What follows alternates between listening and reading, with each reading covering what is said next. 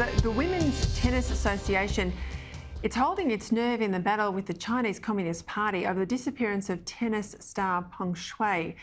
They've announced the cancellation of all events in China and Hong Kong after repeated unsuccessful attempts to contact Peng, who recently accused a former top Communist Party official of sexual assault.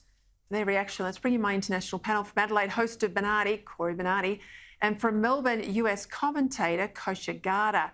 Well, it's a pretty courageous move, Kosha, from women's tennis. I thought they might roll over, but it doesn't seem they are.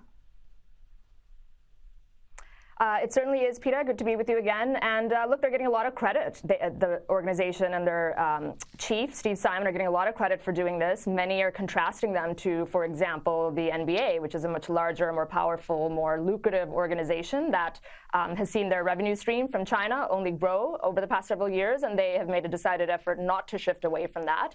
I think, what will be interesting to see here is how China counter-reacts, because what this is doing is it's setting up that tidal wave leading into the momentum that's being built around boycotting the Olympics and so on and so forth.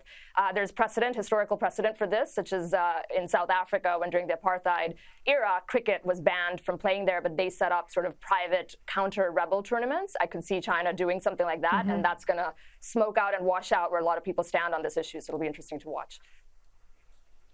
It will be. We'll see what happens with the Winter Olympics too. Corey, I've got to ask you about the bloke that took your place in the Senate, South Australian Liberal Andrew McLaughlin. I had to look him up on the APH computer to even see who he was. But he's out there. He's out there calling for a national carbon tax, and he wants compensation for low-income families to deal with energy transition. There's already still compensation for the carbon tax that even when the carbon tax was repealed is still being paid right to today to people on Social Security. I don't know why he needs more money. You're not interested in a comeback, are you? No, thank you, Peter. I'm perfectly happy on Sky. But I was at this conference. It was an investment conference last week where we had a healthy dose of socialism right through from people who are looking to get handouts from government or looking to, sequester money from people under all sorts of guises. And I thought there would be a healthy dose of liberalism coming from Andrew McLaughlin. I was disappointed. It was the international mantra, reinvent capitalism, quoting the Communist Manifesto, talking about this transition. And it reminded me, anyone that's involved in financial markets loves these sorts of schemes because they enable them to be gamed, to make huge pocket loads of money out of it.